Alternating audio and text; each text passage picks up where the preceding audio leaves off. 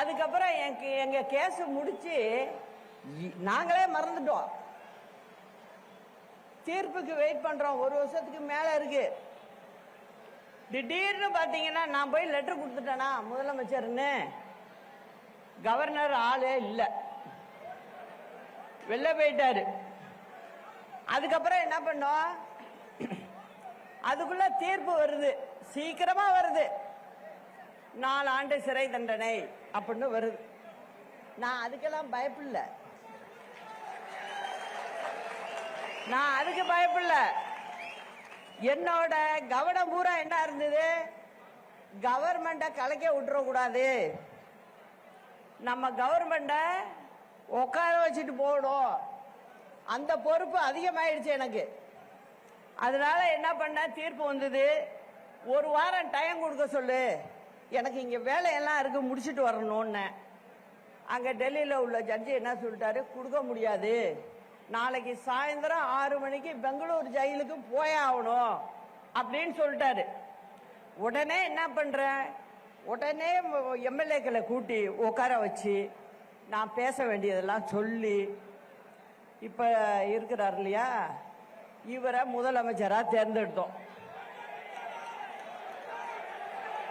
நான் பேரை சொல்ல கூட விரும்பல, எனக்கு வரமாட்டேங்குது.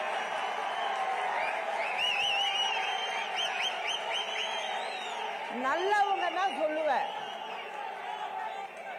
நல்லவங்க ஒரு சாதாரண ஆளா இருந்தா கூட சொல்லுவேன், இது சொல்ற அளவுக்கு இல்ல. அதனால நான் வாயினால சொல்லல, உங்களுக்கு புரியும் யாருன்னு. சரி, இவரை முதலமைச்சர் ஆக்குவோம் சொல்லிட்டு அந்த தீர்ப்பு காதல கேட்டு 5 நிமிஷத்துக்குள்ள நான் இந்த வேலையை பண்ணேன். அவர் உடனே என்ன சொல்றாரு, அம்மா கவர்னர்கிட்ட லெட்டர் கொடுக்கறப்ப நீங்களே எல்லார்ட்டையும் கையெழுத்து வாங்கி நீங்களே இருந்து கொடுங்கம்மா அப்படிங்கிறாரு. அதனால உட்காந்து அம்மா போட்டோ வச்சு சத்தியம் பண்ண சொல்லி எல்லார்கிட்டையும் கடிதத்தை வாங்கி அதுக்கப்புறம் கொடுத்து நான் கையெழுத்து போட்டு கவர்னருக்கு அனுப்பிச்சு விட்டு மறுநாள் காலைல 11 மணிக்கு பெங்களூருக்கு போனேன். இதுதான் நடந்தது. அப்படியே 2-3 மாசம் போச்சு. அப்ப எல்லாம் இவர் எப்படி என்ன அப்படிங்கறது எனக்கு சரியா தெரியல. அங்க போனதுக்கு அப்புறம் 4-5 மந்திரிங்க வந்தாங்க என்ன பார்க்க. ஒரு 2 மாசத்துக்குள்ள வந்தாங்க.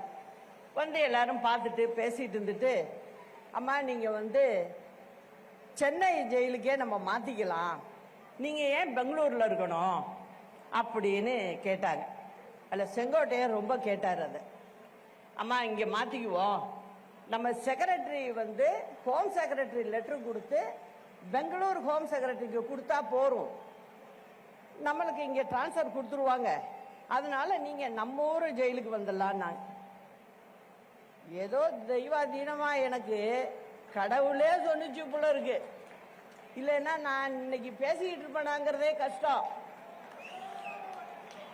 அதனால நான் யதார்த்தமா சொன்னேன், இல்ல செங்கோட்டையன் நான் இங்கே இருக்கேன் பெங்களூர்லயே. நான் சொன்ன காரணம் வேற என்னன்னா, நீங்க அரசாங்கத்தை நடத்தணும், திமுகவுக்கு சொல்றதுக்கு இப்ப ஒண்ணுமே இல்லை.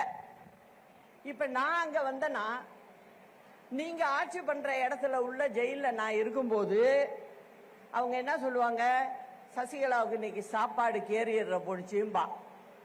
இந்த மாதிரி இன்னைக்கு கொண்டு போய் சொந்தக்காரவங்க போனாங்க, 40 நிமிஷம் தான் பார்க்கணும், அரை நாள் உட்காந்து பார்த்துட்டு வந்தாங்கன்னு சொல்லுவாங்க.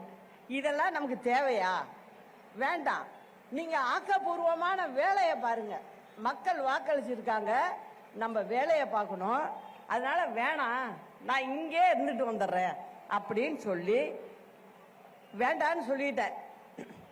அப்புறம் பின்னாடி போக போக தான் தெரிஞ்சிச்சு எனக்கு, நம்ம வேண்டான்னு சொன்னதுதான் நல்லது அப்படின்னு நினைக்கிற அளவுக்கு வச்சுட்டாரு. அது போகட்டும். அதுக்கப்புறம் என்ன ஆகுது,